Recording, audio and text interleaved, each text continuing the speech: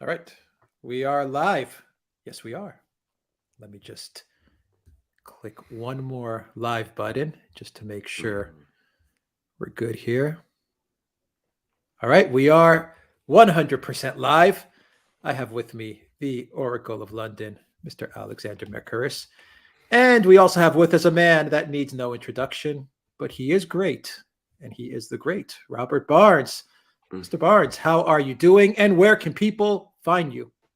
Good. I got my Duran sweatshirt on. I got my Duran hat on. I also got my American Duran shirt cup.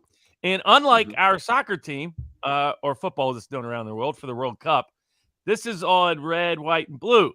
Apparently, we've decided to not offend the Muslims by not eating pork. We're not going to eat pork, but instead, we're not going to offend them and be woke by putting LGBT colors on our soccer symbols. Apparently, the U.S. national team's gonna do that, and it's like, has nobody checked what the how they treat that in the Islamic world? Just wondering. And they might worry about that more than the pork. I don't know. I don't think they care as much about the pork as you tell everybody there should be gay rights in the Mm. Islamic world. But okay, we got to be woke. So, but everybody can find all the content, including hush hush Mm. videos that I'll be having a hush hush up this week on the FTX scandal and some other dynamics at vivabarneslaw.locals.com. Definitely plug into that locals channel, the best around. And yeah, we do have the World Cup in December. Wow. Oh, and next Mm. week starts November Next 24th. next week it starts. Yeah, the U.S. is going to whoop up on England, and they're going to whoop up on Wales, and well, we'll see how it goes. It's in Qatar. People are like, "Hey, are you going to go?" I went to the World Cup in Germany some Mm. years ago. A lot of fun, very interesting, very educating. Went to the World Cup games here when it was in the America in 1994. But I wasn't all that interested in going to Qatar, to be honest with you. It's just, I mean, I have unless I put like Canadian or pretended to be non-American, I just don't want to be, Mm. one of those Mm. interesting kidnap victims in the Mideast. God bless. So I decided to Mm. pass on that one, but it should be first ever Winter World Cup. It did some, nobody's going to tell me it's not fixed when you put the U.S., England with England, in with Wales, in with Iran. You throw in Iran. We couldn't get the Saudis. We couldn't get the Qatar. We had to get Iran. I mean, we'll see how all that works. It Mm. looks like made for ratings kind of TV in some of the grouping stage. England is a big favorite, along with, of course, the traditional Brazil and then France coming off the winner. And my brother and I, he's a big philosophy professor, but he loves soccer. So we're going to break it down, do some sports previews, World Cup previews for folks to have some fun. I always find it great fun. In my experience, when I was over the World Cup, the Central American, Latin American, and African fans are all the best. They're like all cheering, chill. They don't get too uptight. They don't get too tense, etc.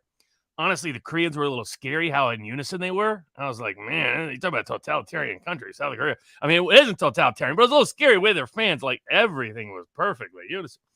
And then the Poles were just bitter. They're just always bitter. And I guess I get it. They always think maybe they'll get to the second round. They don't get to the second round. So they're always, by game 2, game 3, they're cussing and screaming at everybody and just drinking themselves into oblivion. But that was my experience over there. But it was a lot of fun. And it'll be great to see it again. The Russians are not in it. I don't know if they would have been allowed to be in it now, which is so weird since the last World Cup was in Russia. But the Ukrainians aren't in it, so at least they can't fix that part of it. Yeah.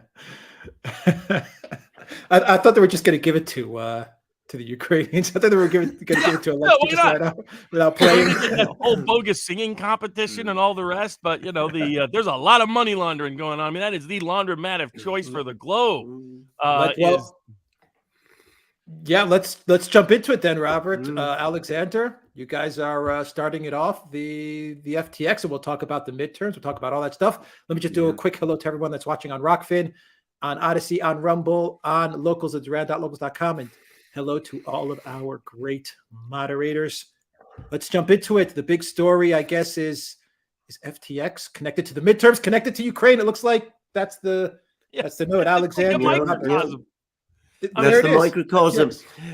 Can I just say before we begin, football, soccer, one of the two things that the British Empire gave to the world We knock it off a lot, but they did give us soccer.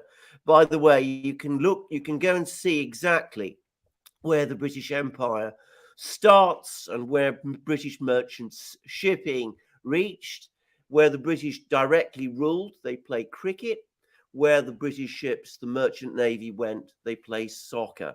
That's why most of the world outside the US plays either soccer or cricket. So quite a thought, actually. I'm calling Argentina, by the way. You heard it here, Argentina. Yeah, that's what I'm calling. Okay, it's Argentina. Okay. So last week, very exciting week. I was looking forward with eager anticipation to getting the election day results in the United States, except election day came and I didn't get the results. Election day has somehow managed to become, in the United States, election week. And I understand that the results are still coming, and they're coming in odd and strange ways that no opinion poll appear to predict. No columnist that I know about predicted. Few people predicted them. President Biden, I seem to think that they were going his way before the election happened. And sure enough, he is the true oracle. He's the true prophet, because his predictions have turned out to be exactly right. But, well, perhaps not exactly right, because we're still waiting. But I must say, for me, it was the result in Pennsylvania, the Senate race there, that really just, ended it. I just couldn't make any sense of that result at all. I should say that I did watch part of the television debate. I couldn't understand how the winning candidate won. And perhaps this is the point where I turn over to Robert, who's been following this thing with an eagle eye, and he can tell us a little bit about how strange results like the ones in Pennsylvania, the latest one we've had, some results in Arizona, how these are all shaping out, because it seems that every rule in prediction science when it comes to elections has been broken. The incumbent party usually doesn't do well in a midterm, especially when the president is unpopular. The president is unpopular. The incumbent party has done well in these midterms. One hears that, usually they're a vote on the economy. You look at the things that people are concerned about. The economy is the biggest single concern. The economy is bad. People are worried about inflation. And yet, notwithstanding that, the incumbent party did well in the midterms. How did it happen? What took place? What was this extraordinary event that caused the votes to go the way they did? And it looks like the Democrats are holding the Senate. Will the Republicans get the House? Last time I saw, they were just one vote short of a majority, but perhaps even that's no longer so clear. So, Robert, over to you. What happened? And how, before you tell us, when did election day become election week? No doubt about that. From an election standards, American elections are unprecedented, unparalleled, both historically for America, but also around the globe in this sense. How we conduct American elections would be condemned if it was the American State Department talking about some other country's elections. So around the world, they do not allow mass mail-in voting. They don't allow you to mail it in. America now does in most key states and key jurisdictions. In most places around the world, they count the ballots the same day as the election. They tell you how many people voted first, and then they count them as to who won. Brazil just had elections that within 3 or 4 hours, all the votes were counted. That's the norm around the globe. Not in America. Nevada's elections went on for counting. They're still counting in Nevada. Here we are a week later. They're still counting in Arizona a week later. They're still counting in California a week later. They're still counting in Colorado a week later. This is embarrassing to the world that America's elections are the worst conducted, worst managed elections with the least protections for election security in the world. And it shows that America has absolutely no business judging any other country's elections in the world after this debacle and this disaster and this embarrassment, where by the end of it, a majority of at least Republicans and probably a substantial plurality of Americans will believe that both 2020 and 2022 is not the result of an honest vote. And that's not a good place for a constitutional democracy to be in. That depends upon the credibility and integrity of the governance of the political class from the consent of the governed. And if the governed don't think they gave that consent, we got a problem. And so that's the one aspect. And it's all due to a function of how election machinery has chose to operate. The incorporation of machines has not sped things up. It slowed them down. That's led to a lot of legitimate skepticism by both sides at different points, by the way. Democrats in 2000, 2004, and other 2014, other years, they have been the leaders saying these election machines are untrustworthy. Then that shifted to Republicans in 2020 and now 2022. But both sides at various times, everyone from Robert Kennedy to Donald Trump, have had problems with election machines being involved. They see France, they see the UK, they see other countries around the world where you can do elections. They see Canada, where you can have voter ID. You only vote on election day. The United States Constitution talks about election day, not election days. And where they see no machines involved. And they're like, why can't we do that? And they can count them the same night. Why can't we do that? Florida can do it, but somehow California can't. Somehow Colorado can't. Somehow Nevada can't. Somehow Arizona can't. So that's issue one. Issue two, broadly speaking, unless I go all in and put in a bunch of money on the Herschel Walker to win the runoff, which I still might do, this will be the first election cycle I've ever lost bets in. And that's because the macro and the micro divorced in the first time in American political history. So if you look at the general vote, all the votes combined for the House of Representatives, all the votes combined for the United States Senate, all the votes combined for the governorships, all the votes combined for state legislatures, it was, in fact, a red wave. If you looked at New York, if you looked at Florida, if you looked at Connecticut, Maryland, Delaware, parts of Virginia, you look at Texas, you look at Utah, you look at a range of places all across the country, it looked like a red wave. You saw a 10-plus point double-digit movement from the prior election cycle to, and that varied. In the Senate, this was the 2016 class that was up. For the governors, this was the 2018 class, mostly that was up. For the House of Representatives, the 2020 class. But it doesn't matter which metric you use, as on a nationwide basis, double-digit movement toward Republicans, including about a 14-point movement in the Senate elections. So it's like, so how in the world did they only gain a few seats in the House, not gain anything in the Senate, and lose governorships? It's never happened in American political history where the macro tide doesn't translate to the key institutions on a micro level. I mean, and we're talking 200 years of American history. This hasn't happened. So this is, in the past, when there's been a split, it's been a regional split based on economics, right? Like the farm states have a recession, so they trend differently than the rest of the country, or the industrial states have a recession, and things like that. That explanation doesn't work. So the explanation that everybody's going to see in the media is all false, because those are all macro explanations. Those are abortion drove Democrats to the polls and killed Republicans. Well, are there no abortion-oriented pro-choice voters in Florida? Are there none in New York? Are there none in Texas? Are there none in any of these states that overwhelmingly trended Republican? That doesn't make a lot of sense. So at the next level is, well, the youth vote. There was a surge in the youth vote. Well, once again, are there no youth vote in Florida, no youth vote in New York, no youth vote in New Jersey, and so on and so forth? Same with any other explanation. Anti-Trump. It's actually just the opposite. One of the warning signs for Republicans was that in these key Midwestern states, big elections in Pennsylvania, big elections in Michigan, big elections in Wisconsin, big elections in Ohio, big elections in Minnesota. In all of these states, when they were polling, Trump was doing much better than the Republican candidate. Like you mentioned, Alex, Pennsylvania, Oz was up 1 point in many of these polls. Trump was up 7 points in many of these polls.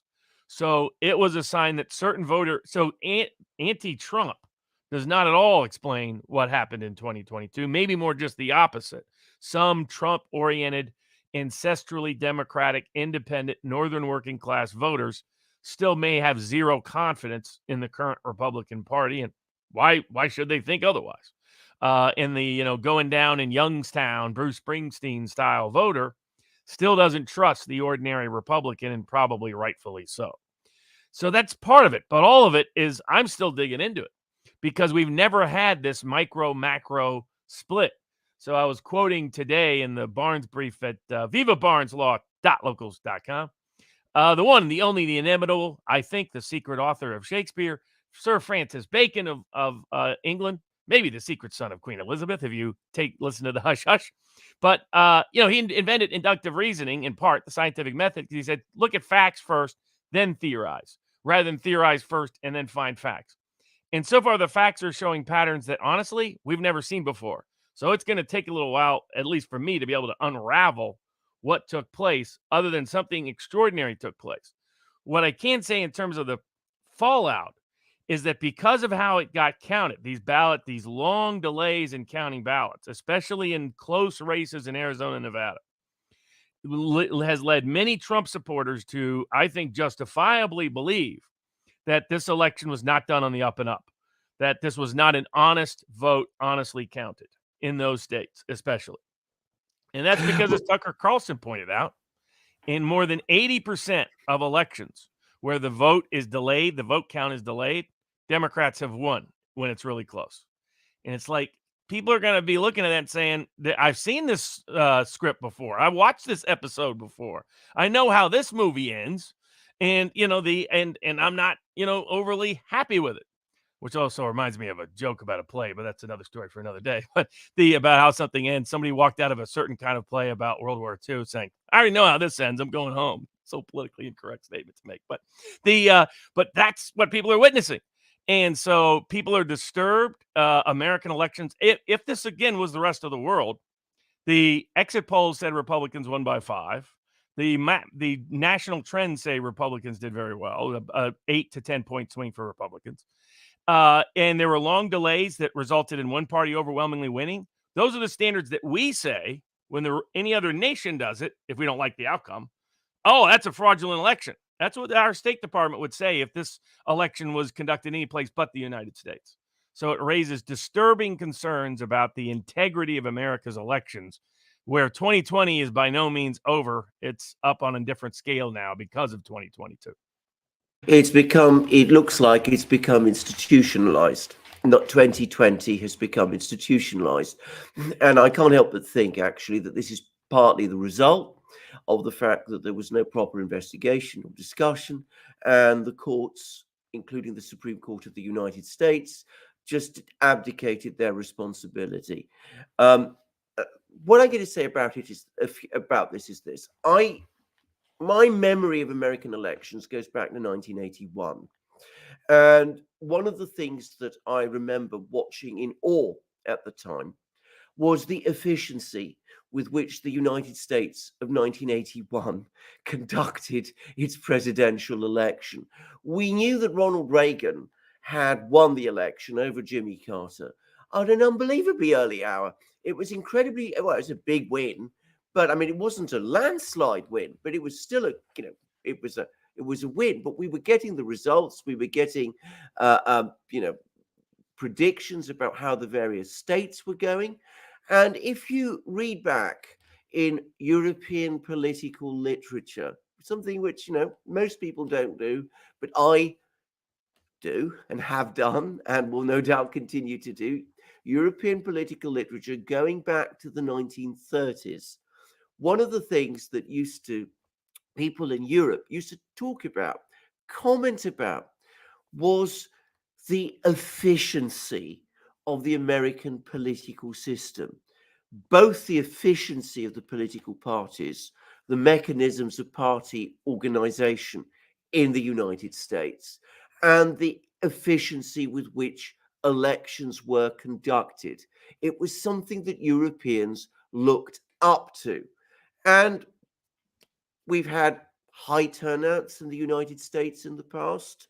the United States used to have very high turnouts at various points in history. Other periods of time, turnouts fell. But always, historically, it was seen as very efficient. Now, neither the parties nor, dare I say it, the election system itself looks at all efficient. And when I say that the parties don't look efficient, well, I suppose you could argue with that. You could say that the Democratic Party is extremely efficient at holding on to power, keeping control in, the Senate, for example, as they've just managed to do, getting somebody like Biden across the finishing line in 2020 and making him president. Well, that is a kind of efficiency. But is it an efficiency which any longer really reflects the actual feelings in America, the people who used to vote for the Democratic Party in America? And with the Republican Party, which was equally efficient, we once, thought of it as another very efficient party. Well, it seems to me that is even more the problem, because Robert set out various myths that we've been reading about in the United States, which actually don't stack up when you look at the figures, when you start going and looking at the details. Well, the interesting thing is, I've been reading all of those myths. And where have I been reading them? I've been reading them in places like National Review, Washington Examiner, places like this, amongst establishment Republican pundits. There, of course, this was an election that went entirely well.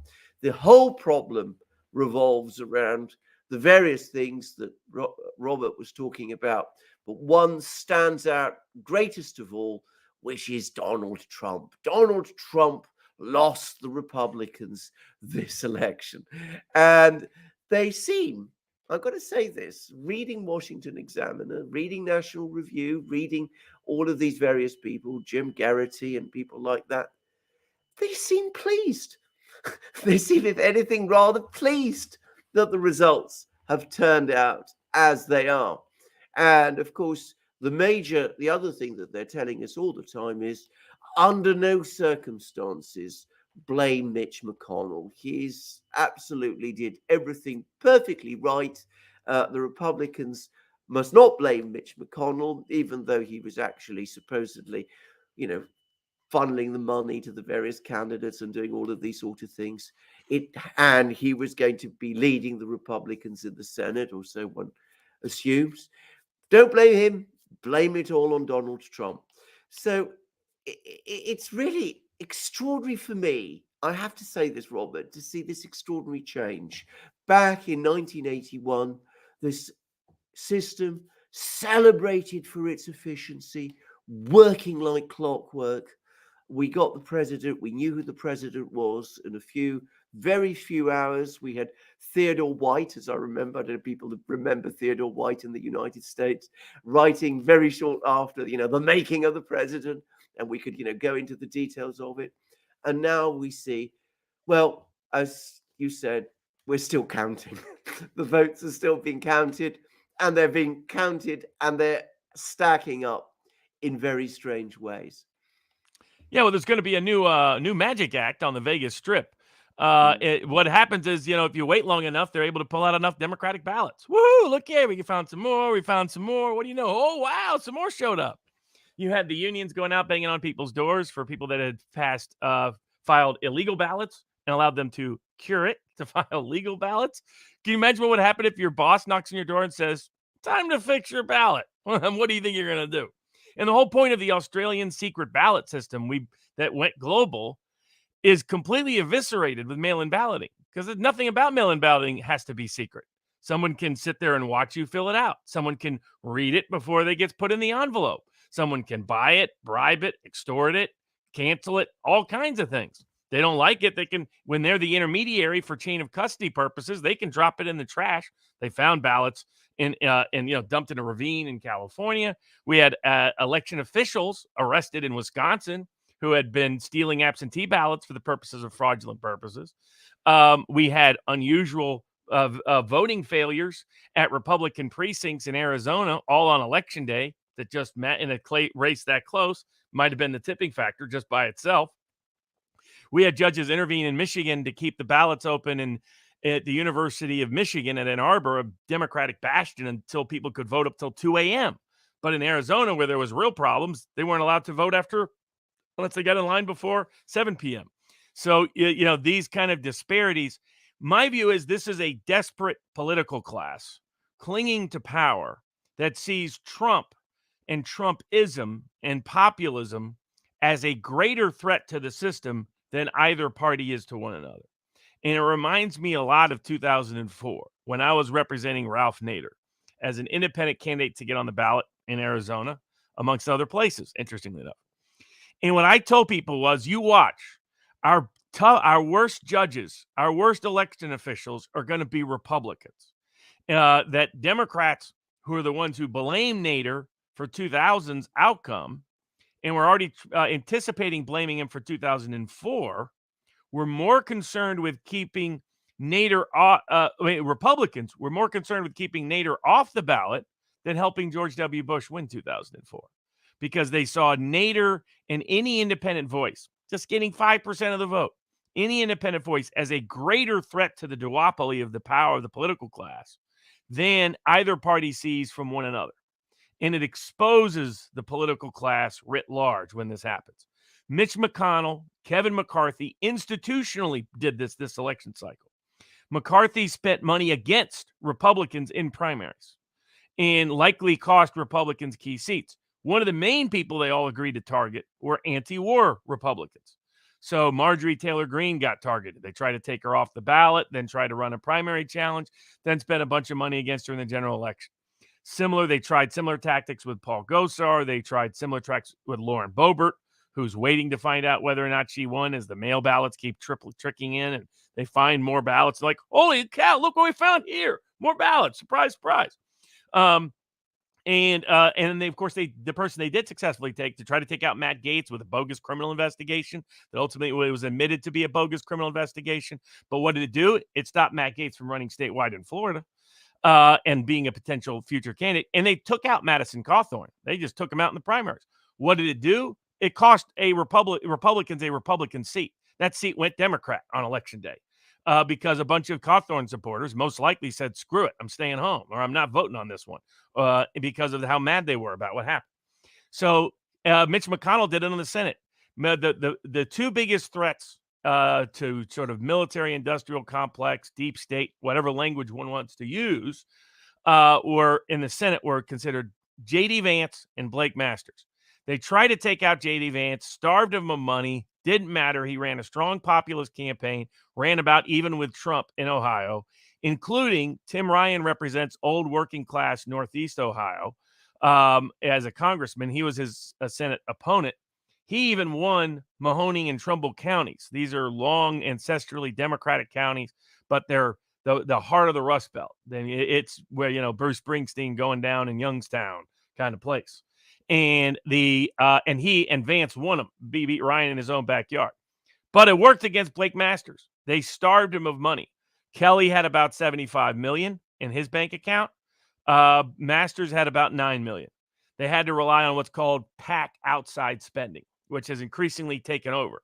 So what's happened is the political class has shifted donor control to the political class, away from the candidate. And by doing it, they can either flood places they want or starve people like they want.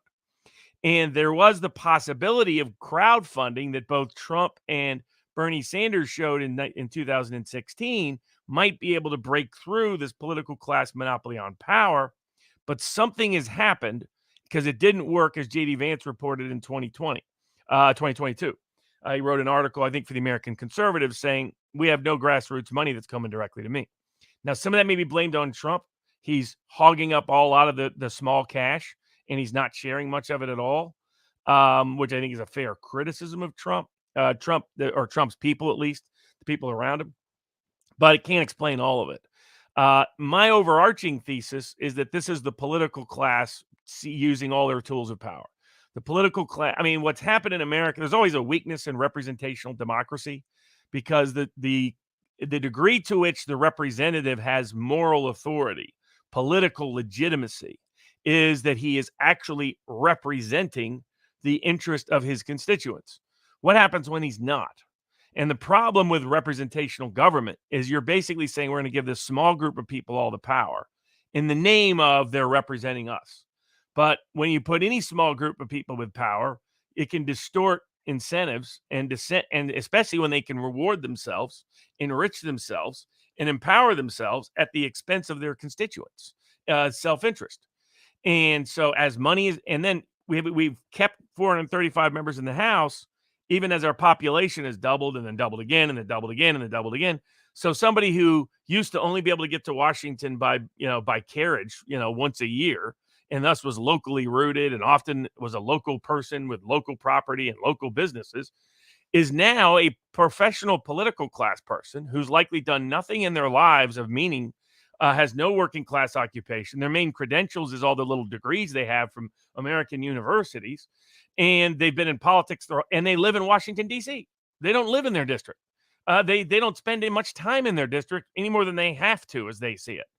And what promotes them? What promotes them is getting money for their campaigns and their opponent being starved of money.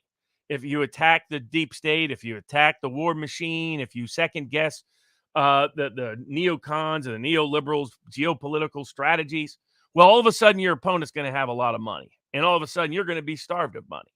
And so you face a harder race. Whereas let's say you're Vice President Pence and you lead Republicans to think you're going to do one thing on January 6th, and then you flip the script and now you're wanting to challenge Trump. Well, you get a book deal for $4 million plus. Is he going to get royalties legitimately worth $4 million plus? Is he going to sell 1 million books? I don't think so. I mean, not legitimately. I mean, what you'll have is a bunch of think tanks and third-party organizations will buy like 100,000 books and stockpile it. It was ironic. They were complaining about Trump's people buying up Don Jr.'s book. And it's like all Trump is doing is a small-scale version of what the whole money laundering book publishing world is now in America, which is it's legalized bribery. So, I'm not paying you to vote a certain way. I'm not paying you to say a certain thing. I'm just going to give you a book deal that makes no sense. And we're seeing this over and over and over. After Amy Coney Barrett refused, as you mentioned, Alex, the Supreme Court not to take the big election dispute that could have provided critical clarity on this, she got a $2 million book deal. Are there really 2 million people wanting to buy her book? 200,000 willing to buy her book? Honestly, no, that's not real. So the system is designed to protect itself at all costs, and it will protect the political class at all costs. And it's now weaponizing its control, its near monopoly over political campaign cash, its control over the political consulting class. Republican campaigns were boring, bland. Both sides really were, but Republicans were a little bit worse at no creativity, no targeting. It's clear that big tech and the Democratic Party are in cahoots, and they have tremendous amounts of data. They can really micro-target. And so I can just describe it from my experience in Nevada this election cycle. I like to say Nevada, but Nevadans tell me it's Nevada, which I hate that pronunciation. You got sounds English. Yeah, exactly. So I'm on both lists. I'm on the Republican list. I'm on the Democratic list. I'm on the Democratic list because I took my son to watch the Democratic caucus process for the president. I thought that'd be cool to see this. And we voted for Tulsi Gabbard. And then you get to see how they all negotiate. You can see everybody's for sale. There's certain people there wearing shirts. They might as well say for sale when they walk into the caucuses, but that's another story. But because of that and other things, I'm on all the Democratic lists too. So this cycle in the election, even though I'm friends with Adam Laxalt and know people that are part of the Lombardo campaign and no high-ranking Republican officials in Nevada, I got almost the only emails I got from the Republican Party was send me money, send me money, send me money, send me money, send me money. That was it. And they were poor messages. Trump's people are terrible. They send stuff like, why don't you love Donald Trump anymore? Why aren't you? It's like, oh my, just quit doing this. Is like low-level stuff. He's got bad people all the way around him for the most part. 90% of his political advisors are like his cabinet crap. But it was even worse institutionally for the Republican Party. I received no text from the Republican Party. I received no knocks on the door from the Republican Party. I received no placards and no postcards from the Republican Party. By contrast, I was receiving 5 texts a day from Democrats, and most of it was not about money. It was, here's who to vote for. Here's how you can vote. Here's the, why haven't you sent your vote back? Why haven't you sent your ballot back? Stuff like that. You still can. Here's where you can drop it off. Knocks on the door, calls on the phone, placards left on the door side, postcards just every day. But done in a less intrusive way. They weren't over the top, like obnoxious. So you had micro targeting enabled by big tech, and big tech, that's what all that data is for. What Google has, what Facebook has, what Twitter has is extraordinary amounts of data that allows you to micro target specific individuals who are most likely to vote for you. And I think the Democrats have a really good, sophisticated machine, and that partially explains what took place.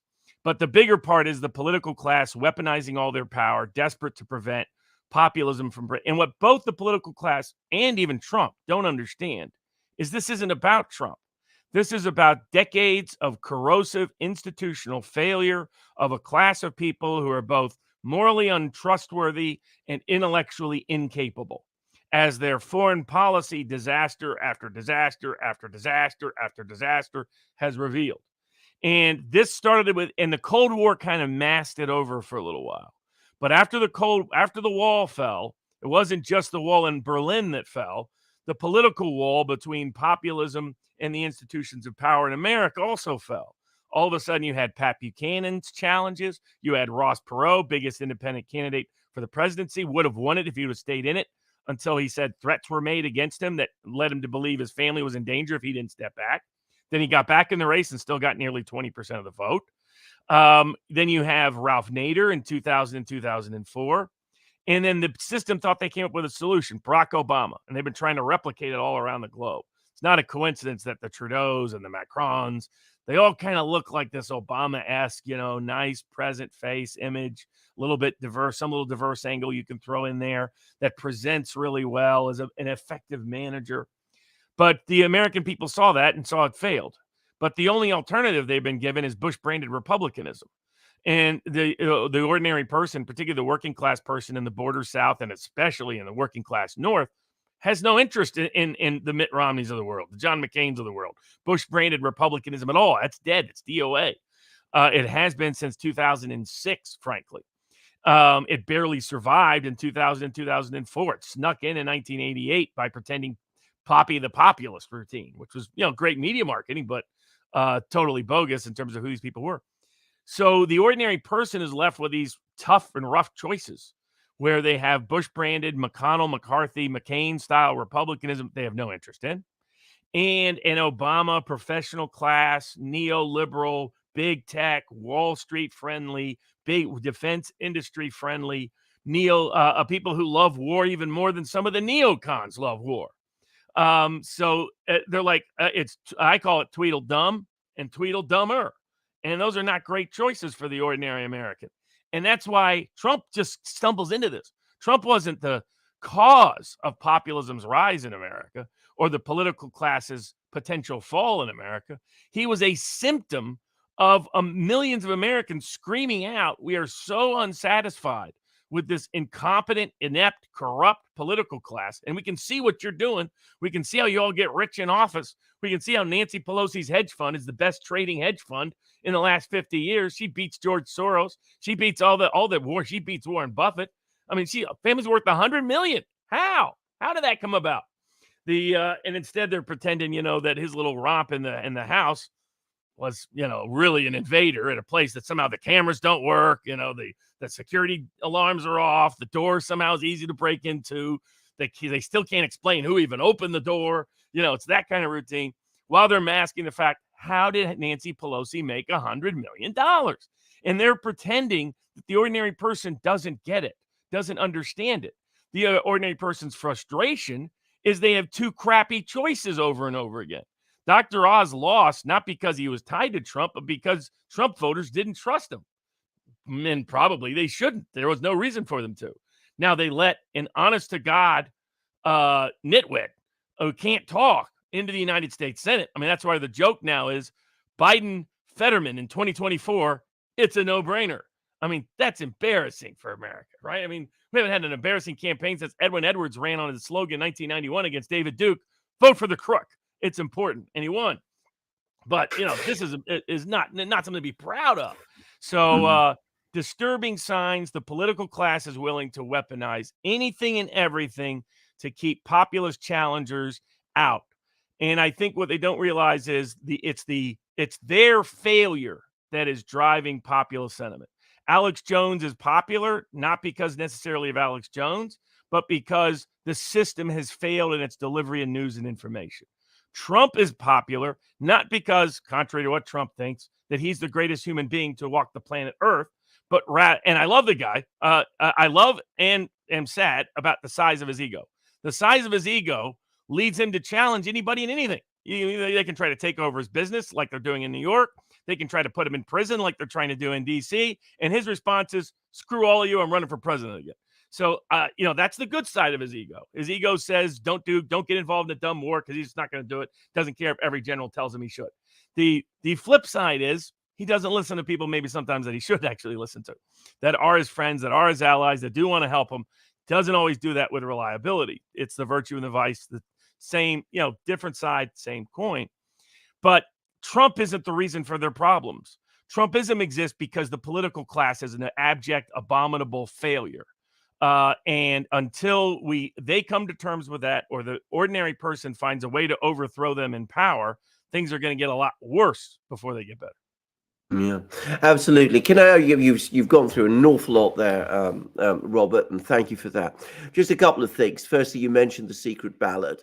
The secret ballot was fought for so hard in Britain, especially. I mean, because, we had in Britain, before the secret ballot was introduced, as a result of a succession of reforms in the 19th century, it was the system where people stood up and be counted. I don't know if people are familiar with that expression, but you turned up to the hustings, people had to actually visibly say who they were voting for.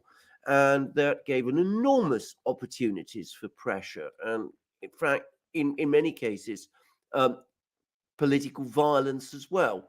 And there was an enormous amount of pressure from the grassroots, from British society, pushing for the secret ballot. And of course, the British gradually did adopt the secret ballot, and it's become everywhere the touchstone for democracy. I'm not familiar with the history of the secret ballot in the United States, but again, I am sure it was the same there, that eventually it was adopted and it was seen as the touchstone for democracy in the United States.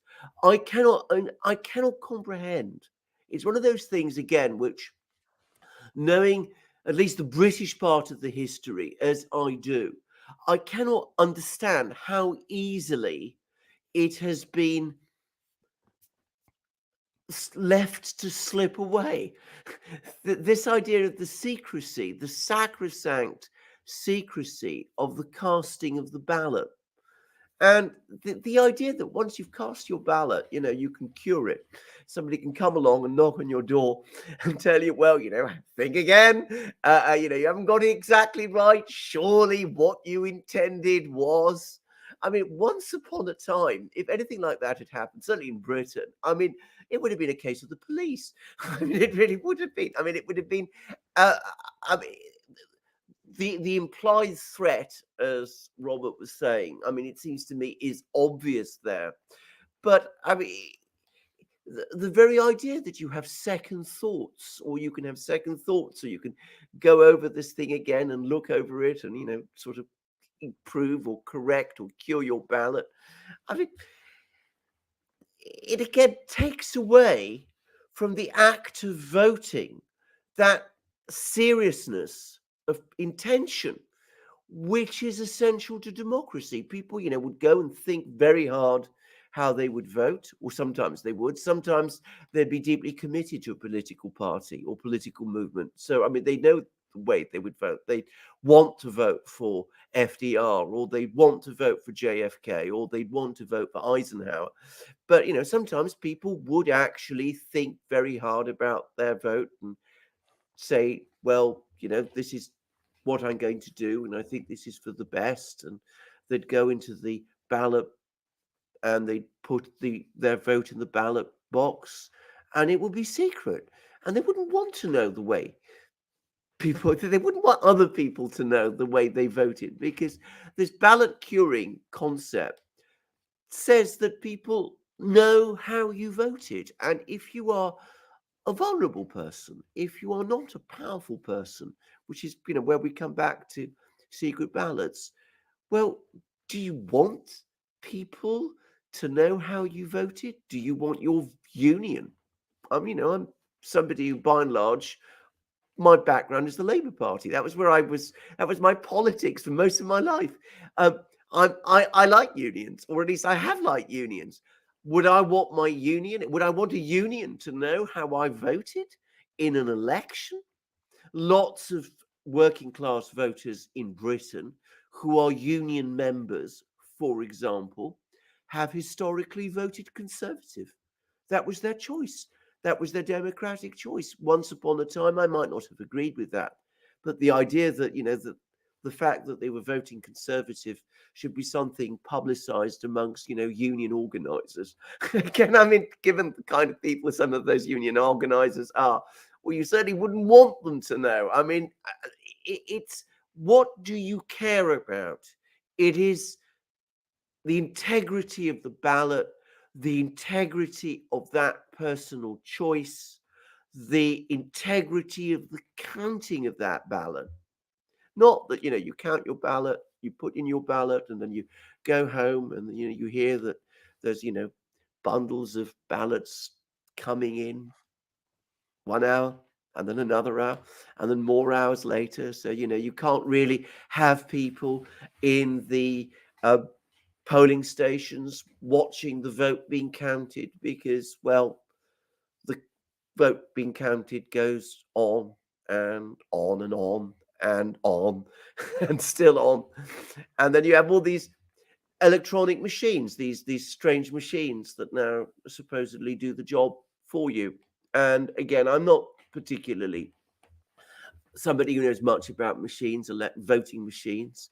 But again, once more, introducing an electronic element which presumably somebody can monitor. If it can get data, if it's done electronically. The whole point about a paper ballot is it's between you and the ballot box.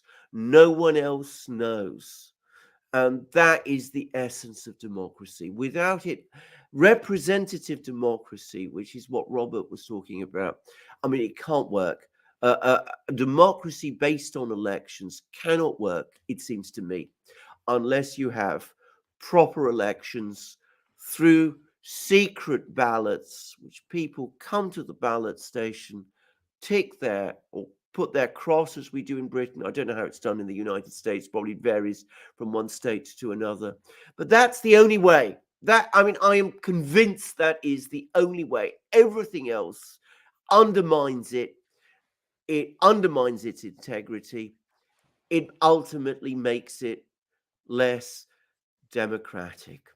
Now, coming back to that original point, why did we go for the secret ballot? Well, because elections in Britain in the 18th and early 19th century were not democratic. We had a very, very powerful and very aggressive, and by the way, very violent on occasions, political class in Britain. They didn't manage to conquer, a quarter of the world by being anything other than violent people in many respects. And they were. Elections could be incredibly violent in Britain. And by the way, they used to go on for weeks. That's another factor. So that, the political class, parts of it, the political parties, the Whigs and the Tories, could see which way the election was going, and they could throw all their energies into particular constituencies so as to make sure that it went the right way in a particular place. So we broke the power to an extent, because we never broke it completely, but we broke the power to an extent of that political class in Britain. And the secret ballot played a huge role. And of course, we also fought for many other things. We fought for the extent to the extent that we've had it, free media. We've never had it to the extent that people have in the United States, but it was always understood amongst popular opinion in Britain that a free media was part of the essentials of democracy. We learnt that, by the way, from the United States. That's a point that, again, people aren't aware of. But of course, with all of these things being undermined, being reversed, what we see is a new political class emerging without perhaps the, well, we have to say it, the energy and the intellect that the old British political class used to have, because it did. I mean, you only have to look at their stately homes and things of that sort to see that they did have a kind of culture. And what we have is a new political class emerging in the United States, and we're seeing copies of it emerge in Europe. We have a copy of it in Britain. The Labour and Conservative parties of today bear no resemblance to those that I remember from 30, 40, 50 years ago. And it's incredibly sad. But it is incredibly sad to see it happen in the United States, which, remember, originated from a revolution against that very corrupt political class in Britain that wanted open ballots, use violence, control elections by manipulating the timing of elections, had elections that lasted weeks. Well, the United States was created to repudiate all of that. And it's very sad for me to see that it's in the United States that this is all happening. Where do we go from here, Robert? Let's talk about the short term. I mean, there's lots of talk now about DeSantis versus Trump. This is the new story. Maybe it's not such a new story, but it looks like it's more true this time. DeSantis did very well in Florida. Is he the man to watch? What's he going to do if he does appear? How will Trump respond? How will the people who supported Trump up till now respond? Will they switch to DeSantis? Is he indeed the coming man? I ought to say the Washington Examiner, the National Review seem to be sardinly enthusiasts for DeSantis. I wonder whether, in fact, they really are as enthusiastic for DeSantis as they pretend, or whether it isn't that they want to get DeSantis to try and get rid of Trump. And then, of course, that they hope will somehow still open the way for someone closer to themselves. Where are we going? Yeah, just a few comments to one person who asked in the chat what the book is. It's 1770-75, going to Alex's point, by the great inimitable Kevin Phillips, one of the great American political analysts. He called it a good year for revolution based on those various purposes that you talked about. To the questions about a possible Russian missile hitting in Poland, all I would say initially, we don't know the facts at this point, is if I was going to stage a false flag, that's how I would stage one right now, right? So, I mean, that's the only thing to be on the lookout for. Maybe the Russian missile missed. None before has gone AWOL, but somehow this one did. Maybe. Or maybe the people are nervous because in Washington there is a push by the pragmatist to get out of the war that did not lead to the economic success that they wanted. Ukraine was just a proxy to wage economic war on Russia. It didn't work. So Kissinger's been saying for 6 months, screw it, let's get out, done, move on to the next cause. And there's people around Biden who want to go that route. Biden is feeling his oats because of the election. He's like, see, everybody loves me. I knew everybody loved me. They even voted for a bigger retard in Pennsylvania. See, I told you. I mean that's just using Biden language. I know it's politically incorrect, but trust me, the man uses politically incorrect language on a daily basis. As he said, if you don't vote for him, you aren't black. So this is the definition of Mr. Corn Dog. But and there's all these memes now of Fetterman and Biden talking to each other in gibberish and understanding each other and laughing. So I mean, it's completely apropos. Sadly, this is who represents us now in America, most powerful country in the world. But and then someone asked about Gab.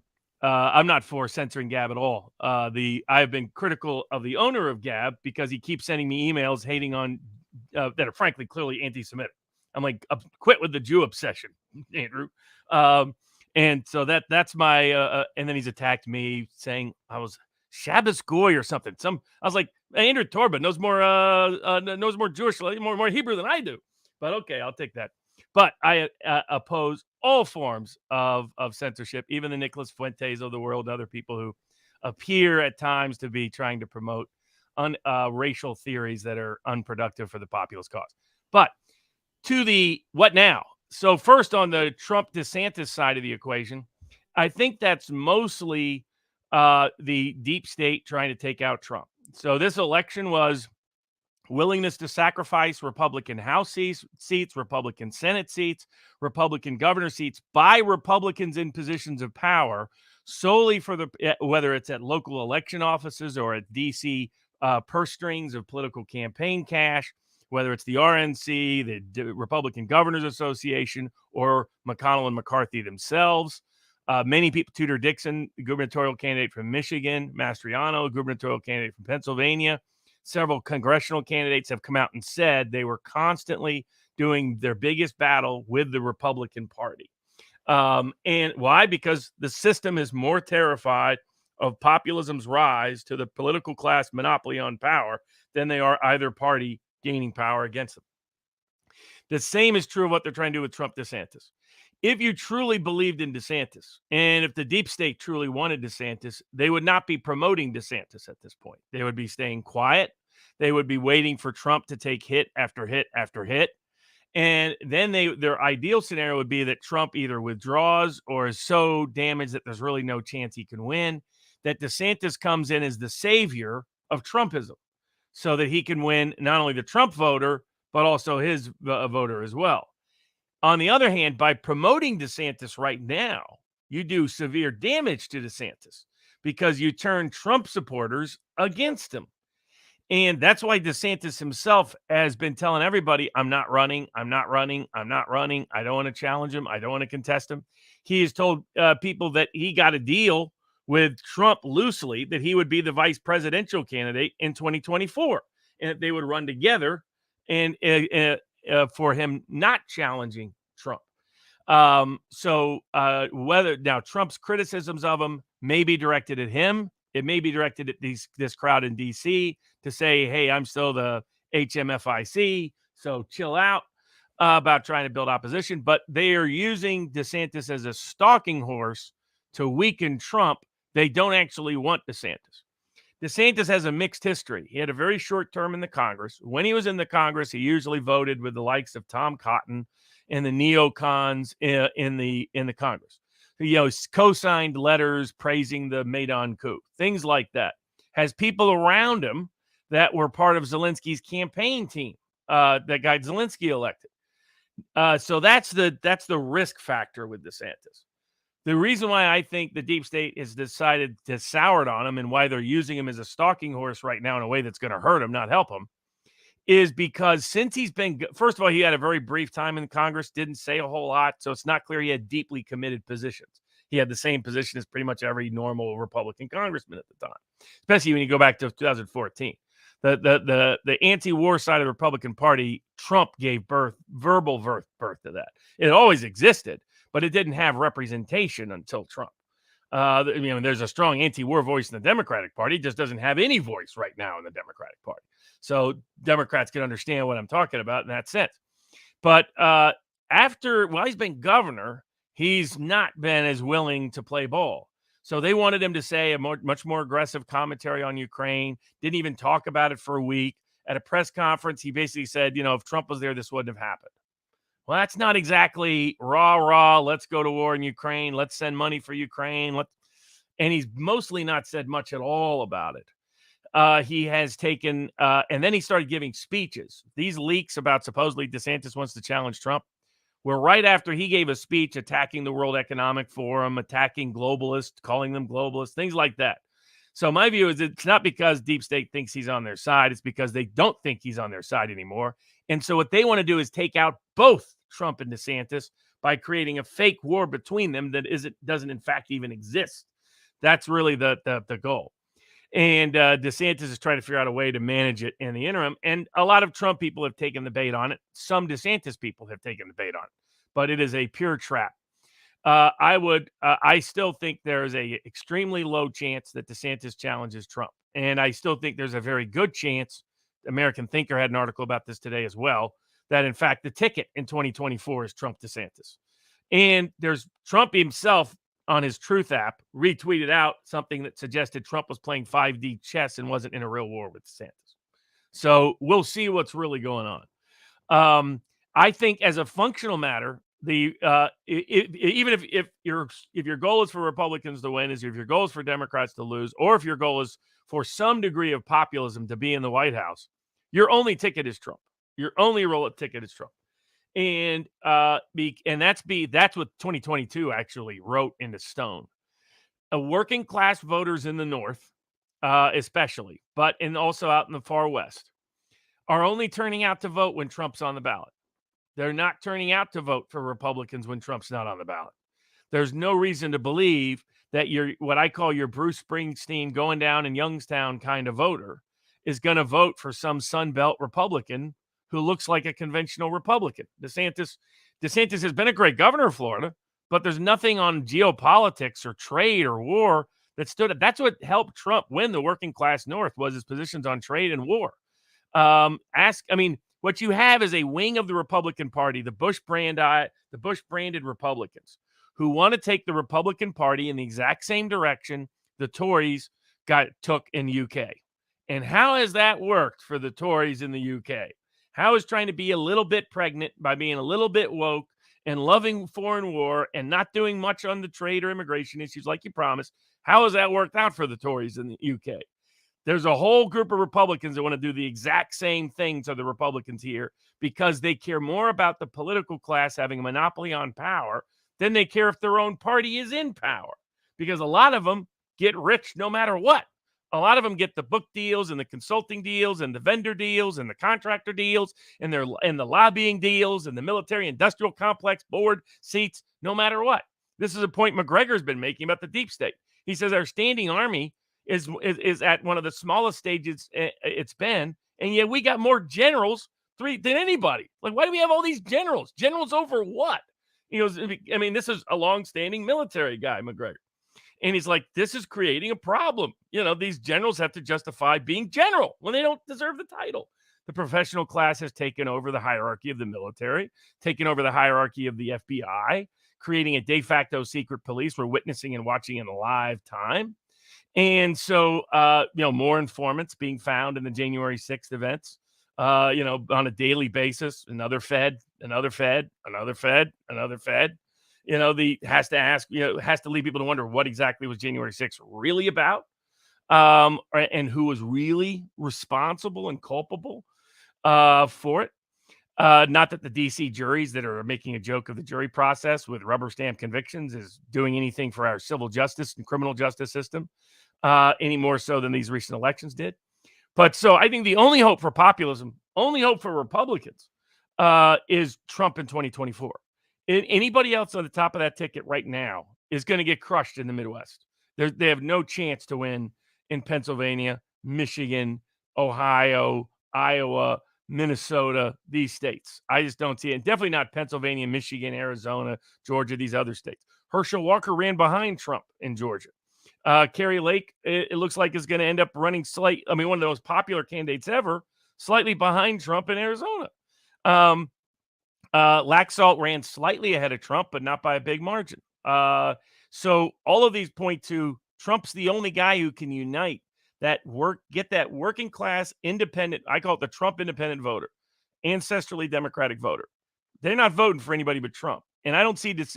They tried the Romney campaign with Oz in Pennsylvania. Let's see if we focus on Philly. Well, guess what? He did okay in Philly and got killed everywhere else in the state to a guy who's can't talk, can't complete a sentence. For the United States Senate. Can't get basic things right. Needs a script. And even when he's got a script, he still can't even read the script right. It's like Joe Biden, the president, dementia candidate. And so that's what the only hope is Trump in 2024 for the populist cause. Yeah, I think I'm sure that's absolutely right. By the way, I think that is absolutely correct. Can I just ask about what is happening in the House of Representatives? I mean, will the Republicans gain a majority? And if they do gain a majority, even if it's thin, what do you think they're going to do with it? Are they going to pursue investigations?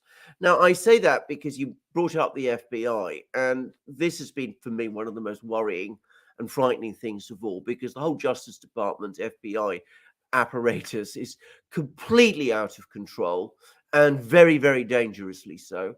And I don't think people understand how dangerous that is, actually. But it does seem to me that if the Republicans do gain control of the House, well, they do have some leverage, however weak that is. And perhaps they could start to use that effectively. And one place where they might use that is in trying to deal with the FBI. I mean, I saw an interview that Bill Barr, of all people, gave to Byron York, to absolute establishment Republicans. Though Byron York, in fairness, has been quite sympathetic to Trump on occasions. But even Bill Barr seemed to accept that the FBI is now essentially out of control. What will the Republicans do? Will they gain the House, first of all? And if they do gain the House, will they try to bring some kind of order to the FBI? Yeah, I think it's about a 95% chance that Republicans take the House. Right now, they have in declared seats by AP 217, so they're only one away, and they're leading in another 4 seats, and are expected to possibly lead another 6. So it'll be somewhere between 220 and 224 seats that they have. There's always possibility that some people flip. Like in the past, there was a New Jersey congressman that flipped from Democrat to Republican. There might be more who do that if they think that's where they could have a little more juice. The same thing could still happen in the U.S. Senate. So if Herschel Walker were to win the runoff, and historically, when an incumbent in Georgia has gone to a runoff and his party holds the White House at the time, the incumbent has lost a very high percentage of those races. So if Walker pulls it off, there's a chance that Manchin, the senator from West Virginia, who is up for re-election in 2024, today a major congressman announced his intention to oppose Manchin, that Manchin flips sides. Manchin has almost no chance to win in 2024. He barely won in 2018 in a great Democratic cycle. So 2024, he's pretty much DOA, unless he were to switch sides. And he could be the vote to give Republicans control of the Senate, and Manchin would and could negotiate a deal. I mean, heck, he could make himself majority leader, right? I mean, Manchin fancies himself a great leader. So it would be interesting to see. And then Biden made some anti-coal mining statements that obviously angered Manchin because it just caused more trouble for him in West Virginia. So there is still a outside chance, 1 in 10, something like that, 1 in 20, that Republicans come January have majority control in the Senate, depending on what happens with Walker and depending on what happens with Manchin. I don't think you'll see Manchin do anything until the runoff in Georgia is decided, because that's what puts him in the bargaining position to leverage power. And Sinema is the other swing vote from the Democratic side. She's also up for re-election in 2024 in Arizona, in what is clearly going to be a tightly contested seat. Blake Masters may make another bid for it, and hopefully run a little bit tighter campaign this time. But we'll see. So, and at the gubernatorial level, Democrats lost Nevada, but they held everything else, including Wisconsin. So the key swing states, they have the governorship of Wisconsin, Arizona. It looks like they'll have the governorship of Arizona. They won't in Georgia, and they won't in Nevada. And then they will have Pennsylvania and Michigan under their control. And Michigan just liberalized their rules.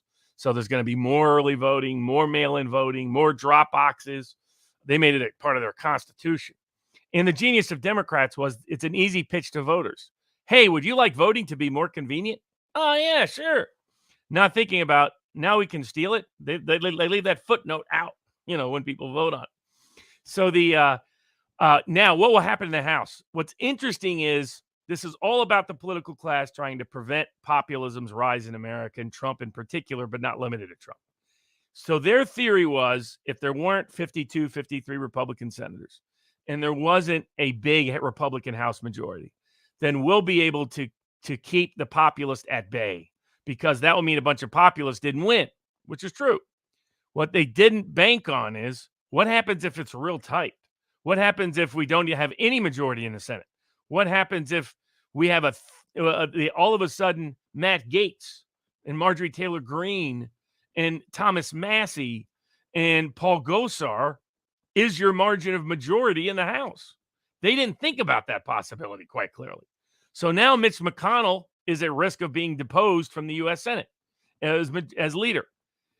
Kevin McCarthy has the way he is keeping his speakership is promising Marjorie Taylor Greene that he will give her committee positions and he will allow full subpoenas to be issued to investigate vaccine injuries, to investigate Anthony Fauci, to investigate the World Health Organization and the World Economic Forum, to investigate the Biden administration on immigration, to investigate even potentially, and we can bridge into this in a bit, FTX in Ukraine, to investigate January 6th.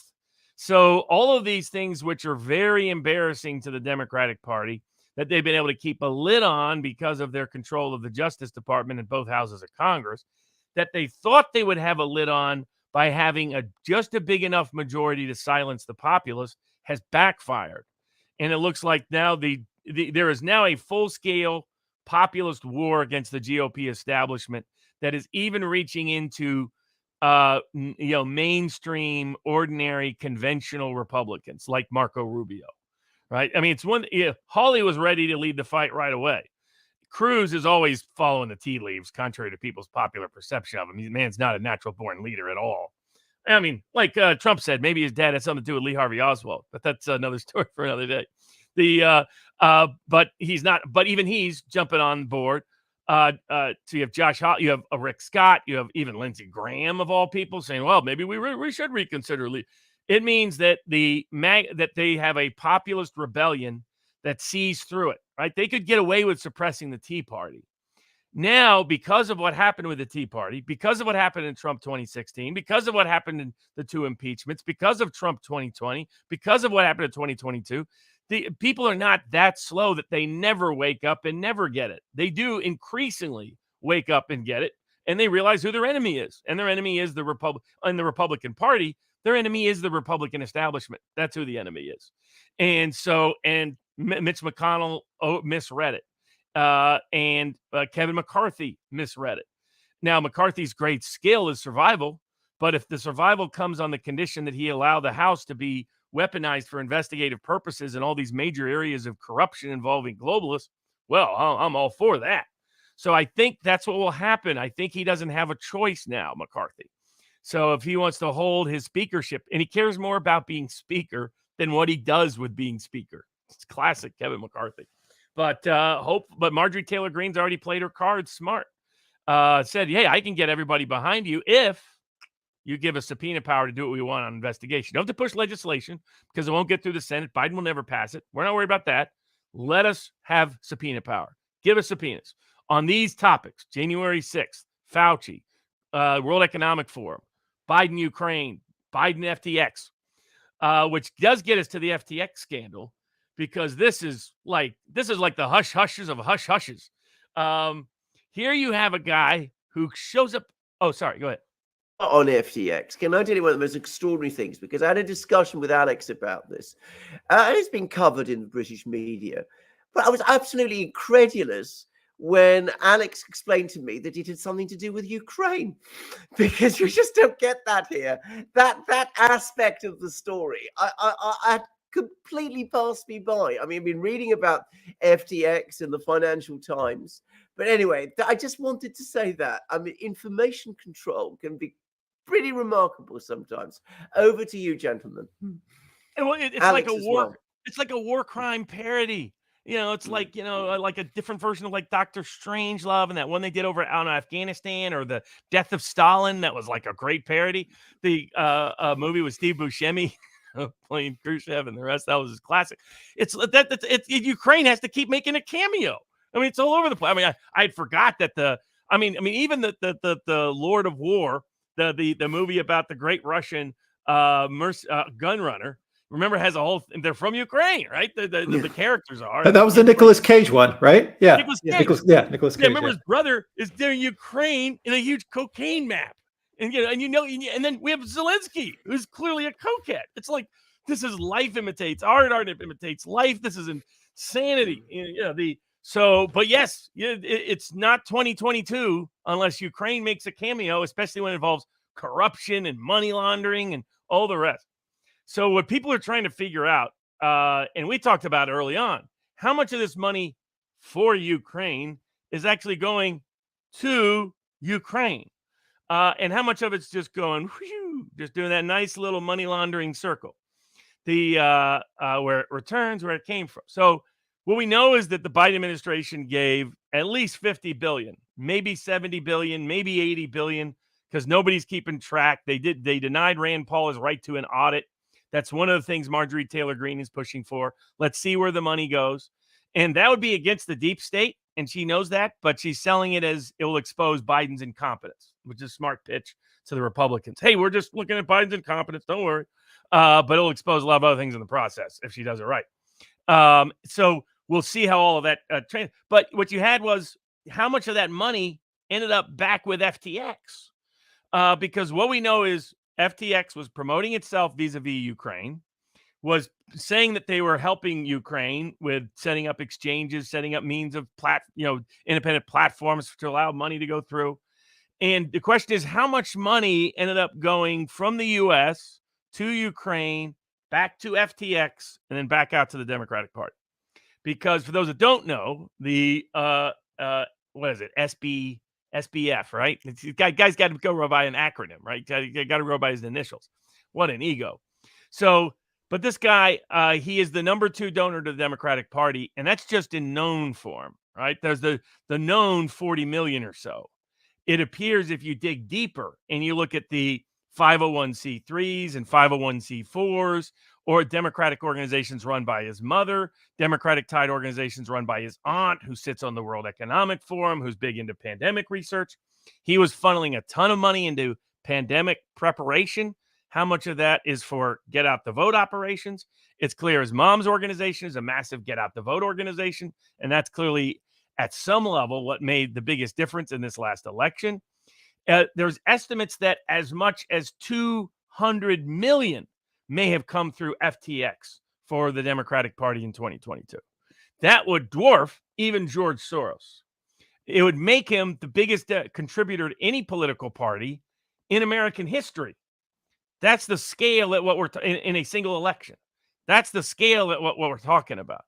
This is like late 19th century America, where you had the robber barons buying votes at the factories that led to the secret ballot in the first place, to try to prevent that from occurring. Because when you in the old days, for those that don't know, people were given the ballot to go into it. And the old political machines, you had people that were literate, both in the South and in the North, that were given ballots that were different than what they thought they were to vote for. And also you knew who was being a good boy, taking in the right ballot, and who wasn't. But you have this massive amount of money funneled in into Ukraine, and you have a massive amount of money funneled from FTX to the Democratic Party, and you have at least some connection between Ukraine and FTX.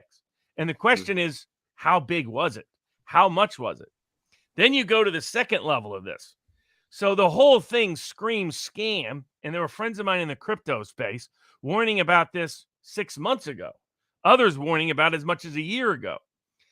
So here you have this guy. He's the son of wealthy, privileged, politically protected law professors at Stanford Law, whose aunt, again, is high-ranking public health official at Columbia University and tied to the World Economic Forum, whose friends and people that were involved with FTX have connections to the SEC, have connections to the CFTC, some of the biggest regulatory agencies in the Biden administration, who, by the way, want to regulate crypto, and who is the number one advocate for regulating crypto?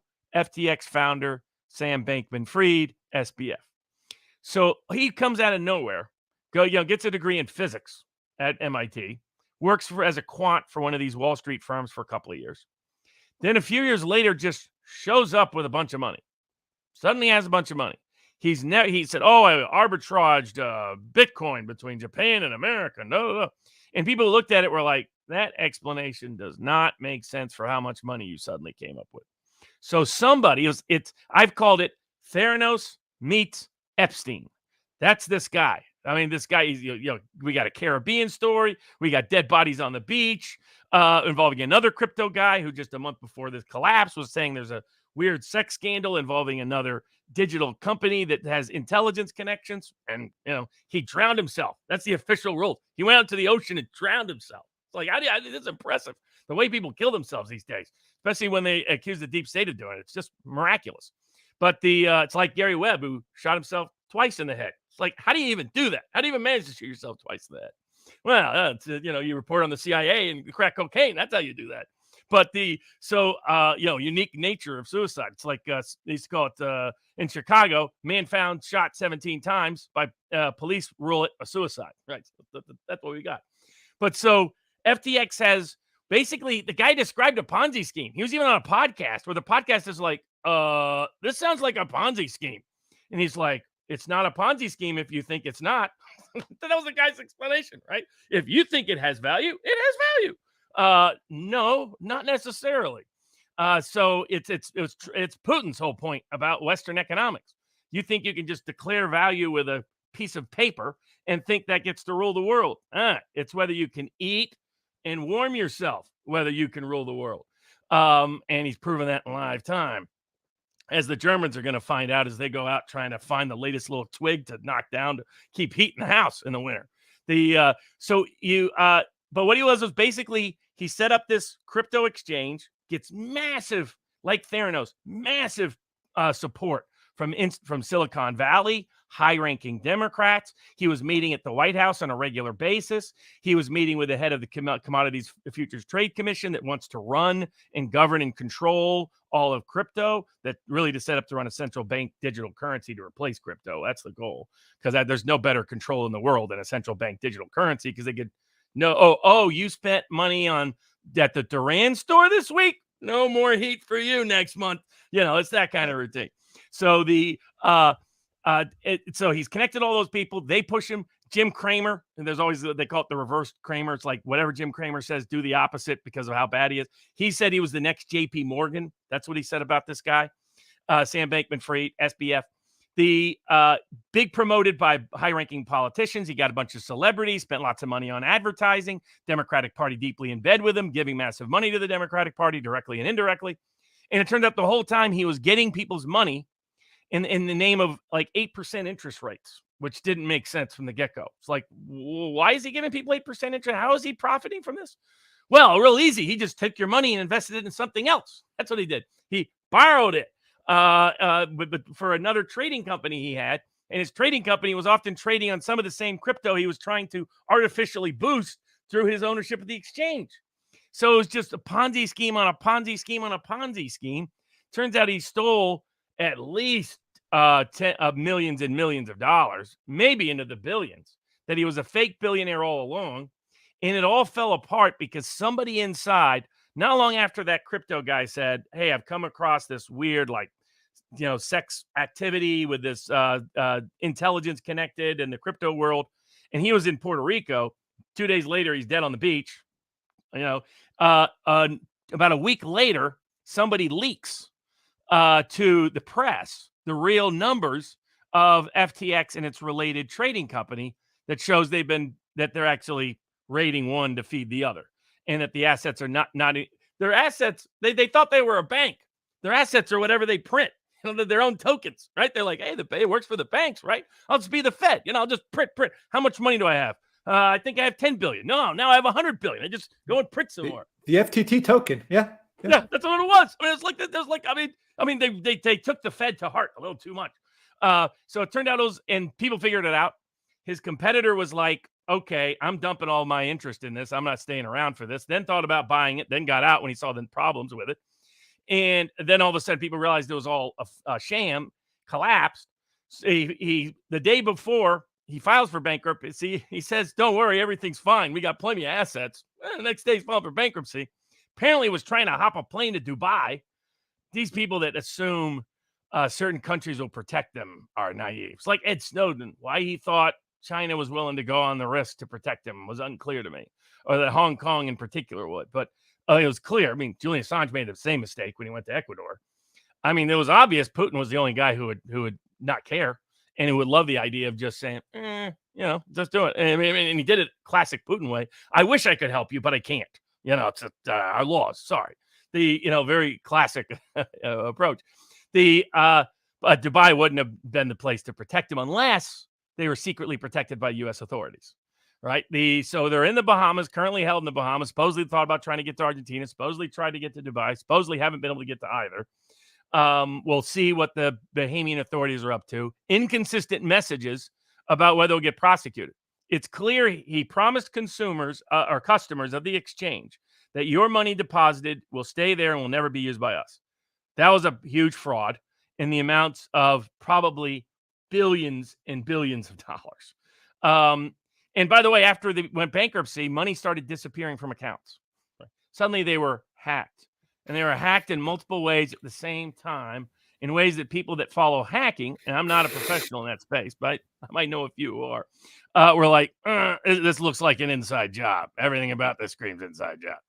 So you've got you got a Theranos, Epstein, Madoff style scandal. Maybe, as some people have said, more money than even Madoff's scandal was because of the ripple effect of all these different crypto exchanges that may collapse, all these different crypto economies and investors and firms that were tied to it, and how their value was dependent on its value. And the Biden administration, irony of irony, Biden administration is going to use this, and some people think they deliberately did this for this reason, to finally get through their crypto regulation bill. The irony is this was a centralized exchange. And they're all pushing for regulation. And the reason is because of the great openness of the decentralized crypto space. That's open source in its nature. And that is a direct threat to the global financial system. And they've been wanting to take it. They've been wanting to either control it or take it down ever since it existed. And they've run into trouble doing so. They're going to use their own propped up scandal by a guy who wanted that regulation to occur in the first place, showing the problem wasn't regulation, or the problem wasn't the lack of regulation. The problem was centralization in this context. For those folks out there, if you have crypto on an exchange, don't put it in a cold wallet. Don't have an exchange. It's not your crypto if it's on an exchange.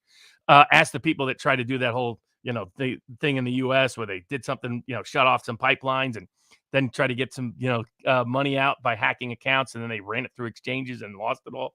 Yeah, it's like, maybe you wonder about what kind of crypto criminals they really were, or who else might have been behind that. But but it's a scandal that goes deep. I guarantee if they dig in, the original source of these funds is going to be either a big Democrat or the deep state intelligence itself. There's going to be all kinds of ways they were using this to launder money, not just in Ukraine, but everywhere else. Just Ukraine is the money laundering gift that keeps on giving. Hence the Slava Ukraine toast of money launderers and defense contractors everywhere. And it implicates directly the Democratic Party's success in 2022. So it's a scandal that could be radioactive, like kind of Watergate, seemed like a third-rate burglary, turned into a much bigger scandal. The only question is whether Republicans in the House will have or some smart local prosecutor somewhere, because there's victims everywhere. So any small little prosecutor or medium-sized Republican prosecutor or Republican attorney general can bring a case here, can open a grand jury and investigate. Look at what Democratic prosecutors are doing to Republicans. Return the favor is the only way they're going to stop doing that kind of political weaponization. And here there's legitimate grounds to do so, given that there's victims probably everywhere. They said the victims today, they reported up to 1 million people, 1 million victims around the globe. So the question is, can they keep this corrupt genie in the bottle long enough to sustain and survive 2024? It's the kind of operation which it seems to me can only happen if the regulatory agencies and the authorities are resisting it. I mean, that's the iron law with these kind of scandals, or so it seems to me. Because, I mean, if they were doing their job, something like this could never have happened. And Clearly, there's been an awful lot of support for it. Clearly, there's been an awful lot of money behind it. What do you think? Do Republicans in Congress think about this sort of thing? I mean, people like Marjorie Taylor Greene interested in this sort of thing? I mean, it's not entirely easy to understand for an outsider. Oh, no doubt. I mean, the key is Mm, if some of these people like her, mm, like Gates, leverage their mm, power well with McCarthy to get control over committees. FTX is something that will lead them to a lot of wonderful places. The best way to expose the deep state these days, given no one's going to allow right now either even if Republicans taking back the Senate, to do full scale direct deep state inquiries, but you can get to it indirectly, and that's the way to go at it. And if they would, and FTX opens the door, and your pitch to your fellow Republicans can simply be, "This is a huge scandal. We got to figure out what happened," and it might implicate how Democrats are being funded by corrupt parties. This will help us in 2024. Leave it at that. Leave out the Ukraine component. Don't talk about that up front, et cetera. And then just dig there. Let the evidence take you to where it's going to go. Let the facts, like Francis Bacon's theory of inductive reasoning, let the facts take you to your hypothesis. And it will, almost inevitable. It's true to the commenter, most Madoff funds were recovered. But, that's the other thing is, it's too bad all this is in altcoins. Because remember the big Bitcoin exchange, I think in Japan, that went bust years ago? Well, they now have too much money. They have too much money because Bitcoin grew so much. So they only had like some Bitcoin. So when it first opened up, it looked like everybody was screwed. But it took so long to pay out that now the Bitcoin is worth more than the total payout. So the guy that owns it, that just sort of took it over in a custodial way, is about to get this huge payout. And he's begging the Japanese government, please don't give me the money. There's a bunch of Yakuza that are still pissed off about this. Do not give it to me. Give it to somebody. Give it to the government. Give it to charity. I don't care. Just don't give it to me. I don't want to end up like that crypto guy in Puerto Rico. But yeah, if that's the question, are there outside of Congress, I mean, we look at what the insanity of what's happening in New York right now to Trump. So Trump, they are arguing that when Trump filed for certain bank and insurance applications, that he exaggerated the value of some of his real estate. He's Trump. He exaggerates everything. There's nothing he doesn't exaggerate. That's who the man is. But none of the banks are complaining. None of the insurance companies are complaining. They said they always had more than enough security. They didn't rely upon it, so it wasn't a material statement for the purposes of what the insurance policy or loan that they issued. And that he paid everything off. So they're like, why is but yet the New York Attorney General has filed a complaint based on no victim at all. And a court that because part of this professional class, doesn't even matter whether they're left or right, the professional class as a class hates Trump, not because he's Trump. They claim it is. It isn't. It's 2022 prove that. They hate anybody exposing the professional class's incompetence as a class. It triggers pure raw rage in them. That's why you see, hence Trump derangement syndrome. And this judge has ordered another federal judge who was hostile to Trump in other cases to take over the entire Trump organization, to decide where Trump can spend money and where he can't, where he can invest and where he can't, where he can sell and where he can't. And by the way, this isn't their mistake, too. It was like their mistake going after Alex Jones. If they had not gone after Alex Jones would have probably been retired, hanging out with his wife and his kids in a Caribbean island someplace after living a well-lived life. They go after him, and he's like, screw you. Now I'm going to keep talking until I'm dead. And I'm going to find a mic somewhere, even if it's on a street corner, because that's who he is. Trump is the same way.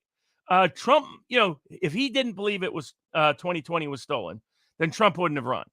But his acceleration and his aggressivity for running is because of this nonsense. They think we're going to take out Trump because we're going to raid his house in Mar-a-Lago, expose him, threaten him with criminal prosecution in a corrupt jurisdiction like the District of Columbia, where the jury pools just look at the party line. If it's Republican, convict. Democrat, acquit.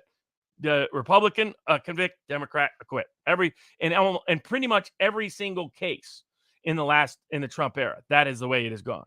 No Democrat convicted, every Republican convicted, almost without fail.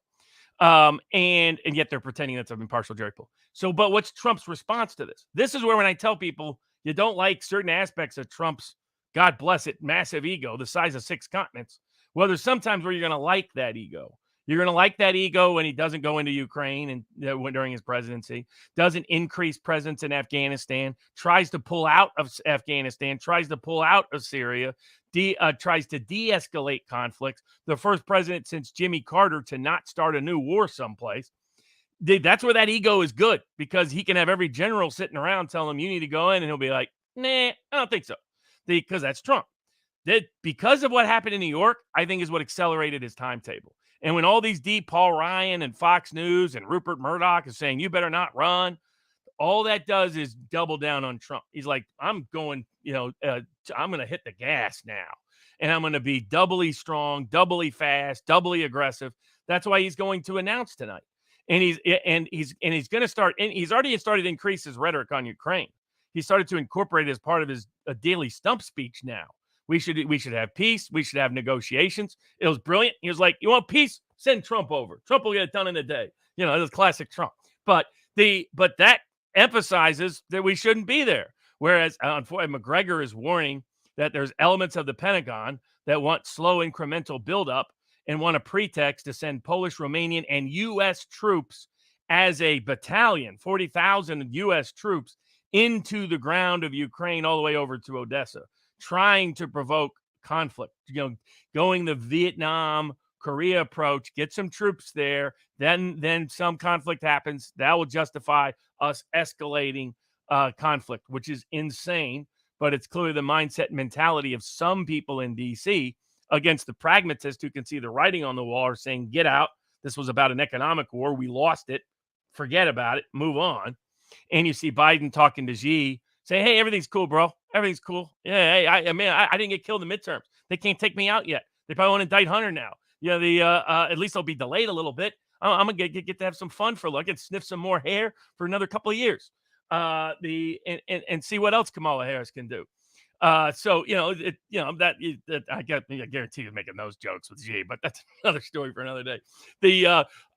But in that dynamic, it's Trump. The greatness of Trump is the man's got an unbreakable backbone, and the system's attempt to take him out is going to lead him to be more aggressive. And what I hope it translates into, aside from a lot better personnel around him, is get more aggressive on attacking deep state policies, get more aggressive on attacking the Ukraine. Because a lot of Republican failures this election, they could have hammered and gone against the lockdowns. They mostly were wusses and were quiet on the campaign trail about it.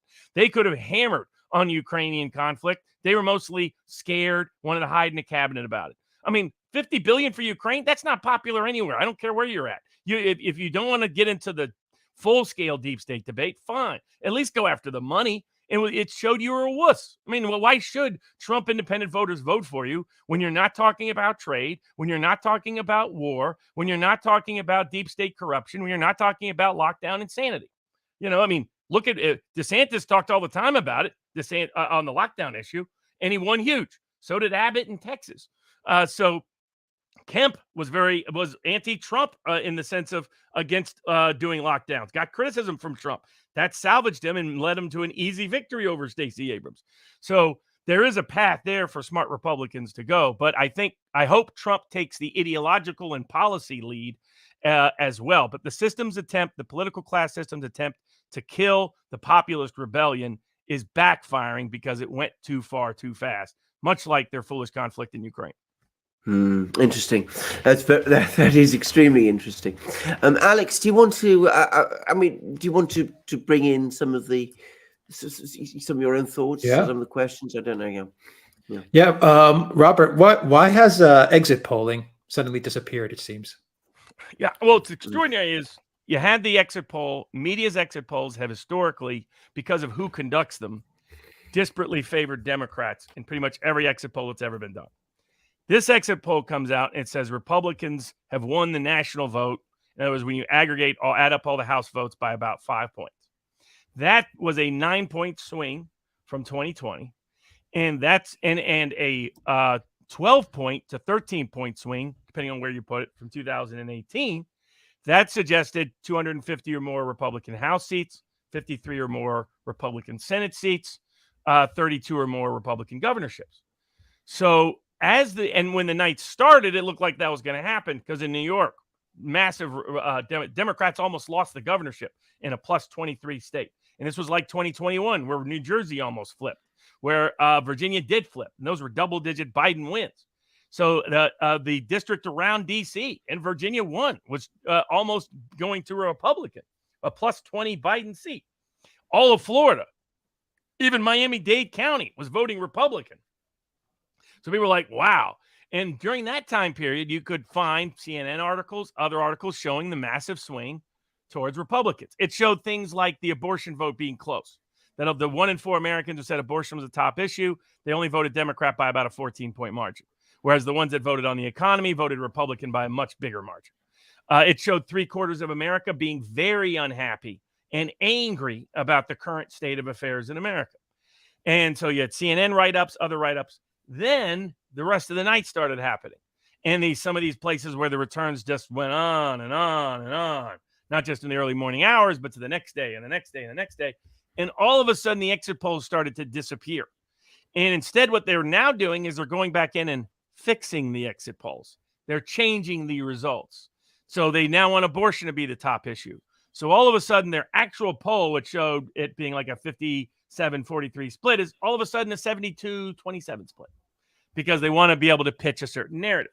So they're now manipulating exit poll results to represent what happened in the election to mistell a narrative rather than what we would do if it was overseas. When we see a disparity between exit polls and results, what does the United States State Department say? They say, we have questions about this election. And imagine if Putin did an election where a week later they were still counting in Moscow and it was all Putin votes that kept magically showing up and he barely won. The New York Times would be apoplectic. The Wall Street Journal and Rupert Murdoch would be shaking and quaking in anger. The Washington Post and Jeff Bezos would be denouncing and demanding UN intervention or even NATO war. It happens right here in America, and Joe Biden, as you mentioned, Alex, was cheering even before the election, saying, don't worry, remember that will take a little while, everybody, for the election results to come in. I got it taken care of. Oh, Uncle Joe knows how to fix elections. And that is true for old Uncle Joe. I mean, he comes from the old urban Democratic political machine. That's his roots. And so I think it just raises more questions, of course, about the election. The problem for the political class is they're willing to do it just to keep Trump and Trumpism and populism out. But all it's doing is both enraging and making a lot more intelligent the populist base in America. They're figuring out, okay, so this is how you do it. Well, we'll figure out how to come at you next time over here. Because it's like mercenary warfare, where you're big and I'm small, I'm fast and you're slow. So there's lots of ways to flip that script. So like a lot of those super chat questions about what to do now, the one thing not to do is resign, because that's what the system wants. My favorite quote is the greatest trick the devil ever pulled is convincing people he did not exist. The greatest trick the system ever pulled is convincing people you could not resist. The system isn't resorting to these absurd shenanigans because they're winning. They're resorting to these absurd shenanigans because they're losing. And it's just a matter of time before their power collapses. And they're terrified of that reality. That makes them dangerous in the interim, dangerous to constitutional democracy, danger to try to provoking nuclear war. But that's what has to be managed in the interim. But on long term, it projects their failure and collapse and demise, not their success. Fantastic. That was from Dr. Bill, by the way, the question about the exit polls. And Robert, you answered, I think, one of the most popular questions in this live stream, which is what do we do now? You answered that. The other popular question that everyone is asking about, which you gentlemen need to address if you can, is Poland and the missile strikes. Yeah. Just to get everyone up to date, they're now saying this was possibly an S-300 that went astray. The Pentagon has come out with a statement, and they said they can't confirm anything. At first, it looked like the U.S. government was saying they were Russian missiles. Now the Pentagon has come out, and they've said we can't confirm anything, and Poland has convened security committee, security council meeting, whatever it's called in Poland, the security board in Poland. Did To I take see a look that at it. Hungary has too? Hungary has convened a meeting, but that's because of the oil that has been shut off via the Tuz pipeline by, you guessed it, Ukraine. So, Robert, Alexander, if you guys can take the next 10, 15 minutes as we wrap up to discuss Poland and what you guys think could be going on here, if this is a Russian missile or if this is an S-300. That's the information we have. I mean, I should say that it's not impossible it is an S-300. I'm not saying it is because we don't really have much information. But if the Pentagon thinks it might be, that is interesting. The S-300s are the backbone of Ukraine's air defense system. They're used by Ukraine. They're missiles that they use to try and shoot down Russian missiles as they strike Ukraine. They're old Soviet missiles. They date from the 1970s and 1980s. They're quite sophisticated even today. Apparently, the Soviets were very good at air defense, and they still, as I said, have a role, and no doubt they've been updated. But there've been numerous instances. There've been several instances over the course of this war of damage being done to buildings in Ukraine, and it's been alleged that this has been the result of Russian missile strikes, and it's turned out to be S-300 missiles. The debris from these missiles, by the way, these are big missiles. They're large, very powerful missiles. They can go at very high speeds over great distances. Sometimes they fall and the debris has fallen and it's caused damage. So it could be this. However, it could also have been Russian missiles going astray. I mean, because we just don't know. And not every missile works entirely correctly. And if it is a Russian missile going astray and hitting Poland, it's definitely a mistake, an accident. And what there should be, what there always ought to be in these kind of situations, is an independent investigation in which the Russians should be invited to participate. People could see, and if it is the Russians, I'm no doubt at all that after an investigation like that, because they've no reason to want to strike Ukraine, to Poland rather, they would probably apologize and offer compensation. I mean, I'm looking ahead, but I think that's a likely outcome. Will there be, therefore, an independent investigation? Well, almost certainly not. And going back to that comment that Robert made earlier about, false flags, of course, if this is a false flag, and this is not impossible, then of course, definitely not. There would definitely not be an independent investigation. What will the West do in response? Well, that remains to be seen. I still don't think they'll want to openly send troops and missile troops and people like that into Ukraine or Poland. They might beef up Poland's air defenses. I doubt that they would send more.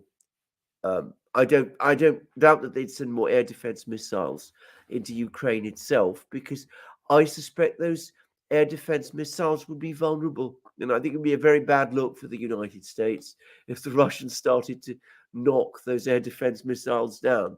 So I doubt that actually. I think there would be a big uproar, and it would probably eventually cool down. But without an independent investigation, it's difficult to say for certain what is going to happen and what the facts are. What do you think, Robert?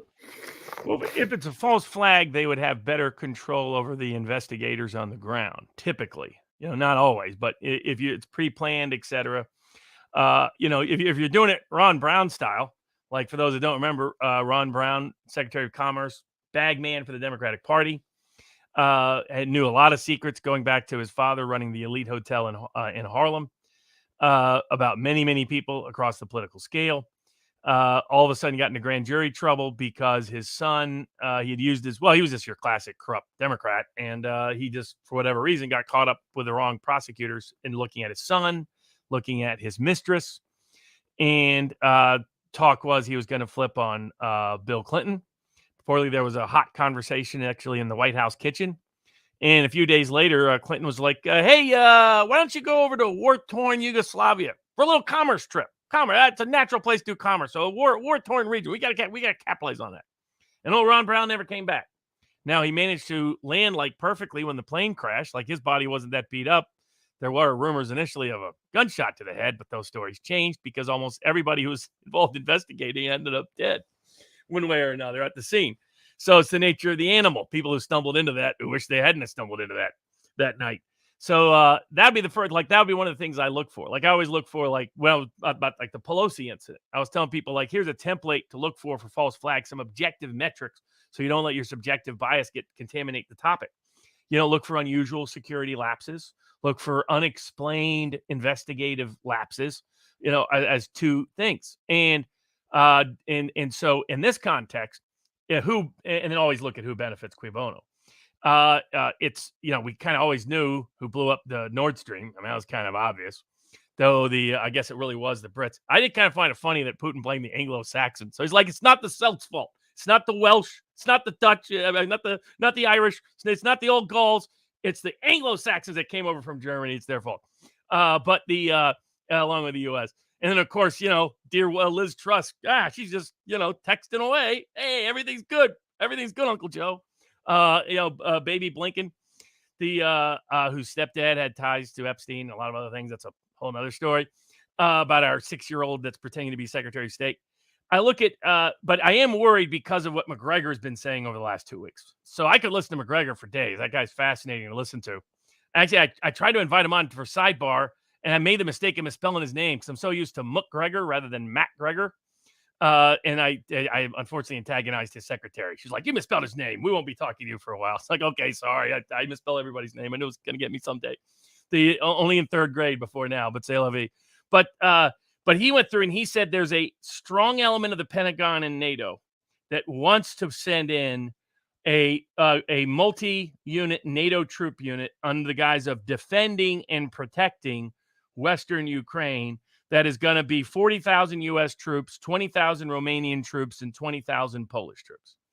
And he says they're desperate to do it because they want to do the old style incremental Vietnam level engagement. And they think, hey, as soon as we get some people there, the American people don't protest too much, then we can put in a little more, we can put a little more, can put a little more, get a few false flag events, escalate it mass and scale, because they're increasingly recognizing that they've lost the economic war on the State Department side, and in the Pentagon, that Ukraine can't hold on for long. That, you know, that despite what they're trying to spin in the New York Times, winter is not good for Ukraine and bad for Russia. I mean, I found funny that Russians don't know how to fight in winter.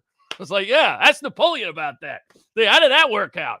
Ask Hitler. Ask the Nazis. I mean, what? How many times you got to get whooped by Russians in winter to realize that Russians can fight in winter? They were born to fight in winter. They're out there working out with those bears out in the wilderness, like you see on those videos. So the Ukrainians can only put up so much, and whenever they even get a little take like Kherson, they always got to go over the top in the PR, and they got to do it in ways that antagonize Russians. And it's like, okay. Right, you know, that next time around, they're not going to be as nice. They're not going to be as gentle. They're not going to be as generous. They're going to just start taking gloves off, and it's going to get rough and ugly. But McGregor's been concerned, and he's been saying that there's an element, the pragmatist side that recognizes the economic reality, that realizes Europe is going to get butchered. And McGregor's background, for those people that don't know, he was high up in the Trump administration. He was close to being national security advisor. Had Trump won in 2020, it's one reason why they're desperate for it. Just listen to this guy, and you can realize why the deep state did not want Trump to win in 2020. Whatever people think about Trump, whatever criticisms, many of them legitimate about Trump, you can realize that it was about to get a lot better in certain spaces with a guy like McGregor there. His specialty was Europe and the Middle East. Germany, Poland, Russia, and the Middle East. And his solution about everything, as he talks about his debate with Petraeus back from 04, 05, Petraeus said, what should we do with Iraq? And McGregor said, get out. That's your answer. We can't get out. He's like, you're going to get out anyway, pal. It's just whether you get out with your face on or not.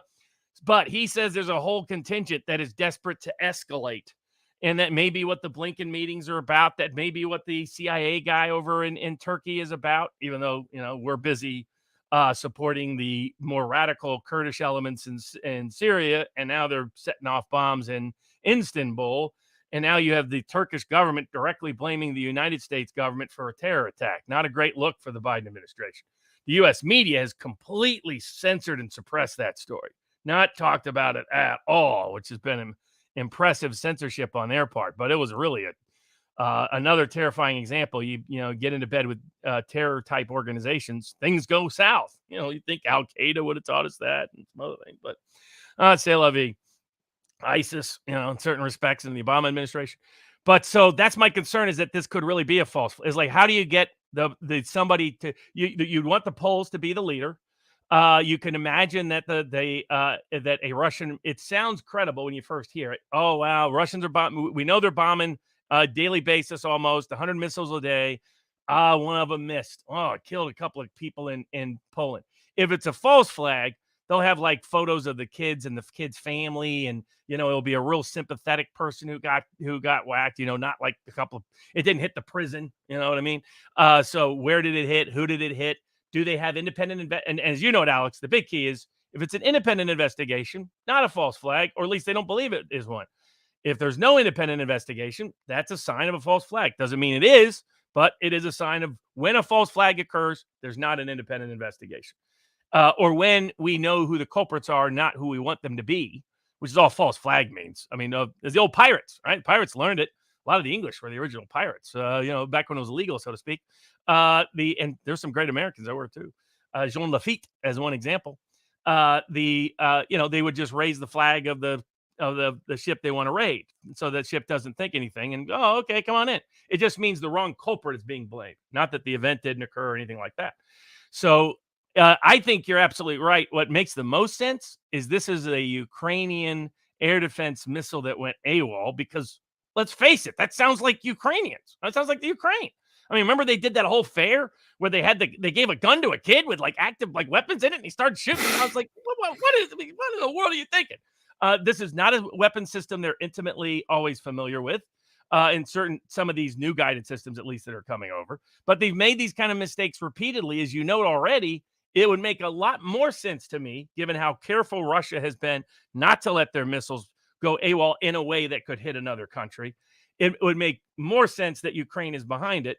And maybe they just jumped on it initially, thinking they could take something that wasn't a false flag, but make it one by blaming Russia for it.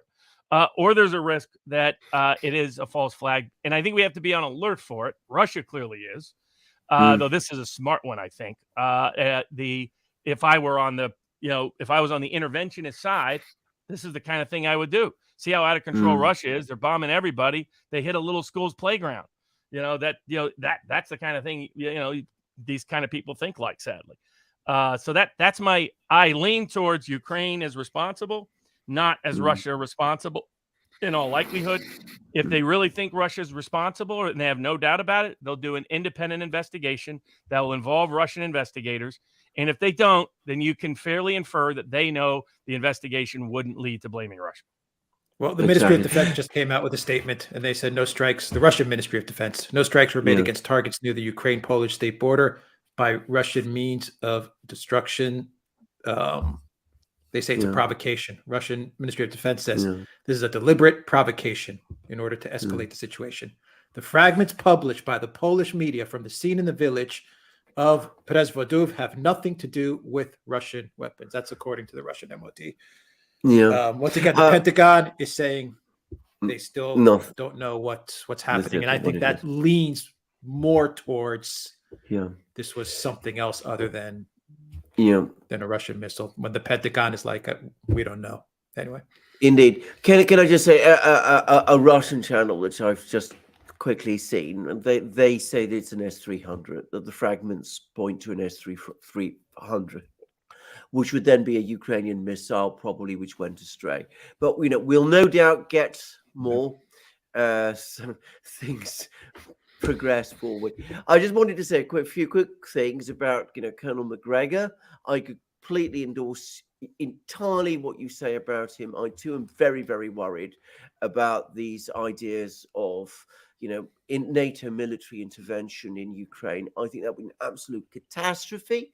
I don't know much about the Romanian army. I can say with confidence that I think Polish people would not be happy to see their army going into Ukraine in that way and taking on the Russians in that fashion. I know that there's going to be a lot of pushback on that. I know there's lots of opinion polls that say otherwise, but I think that the mood in Poland is not looking for war with Russia at this particular time. And I've no doubt Romania is the same as well, by the way. So we'll find out more later. I just have to say this about Colonel McGregor. Robert misspelled his name. I got his military rank wrong. I said that he was a lieutenant colonel when in fact he's a colonel. I would like to take this opportunity on this program to apologize to Colonel McGregor unequivocally and without qualification for that error. I've already passed on an apology in private, but I'd like to do that in public at this time, and just to make it known that, as I said, I'm very sorry that mistake was made by me.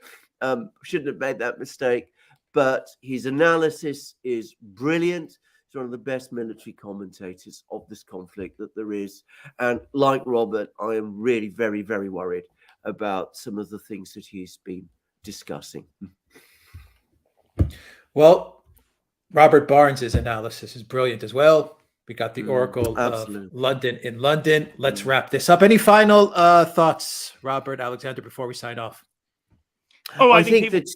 Yeah, sorry. Go on, Robert. No, you, Robert, please. Oh, I mean, I think just that people buy. Here's an example, right? I would be interested to know: did ordinary people get those photos of that of showing where that missile is actually likely sourced from? Right.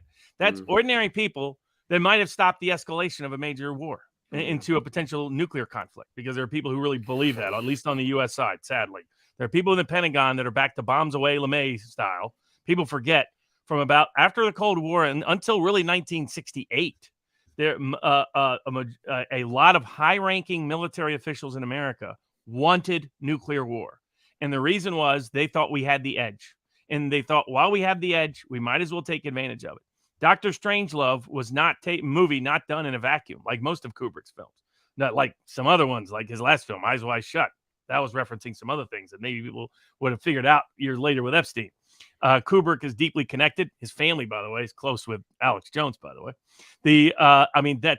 That's why that was there. And now some of those people are back. Some of those people are back in positions of power. It may have been some ordinary person who went out and went with a little camera, a little phone camera, showed the world and might have helped stop. That's how ordinary people can make a difference.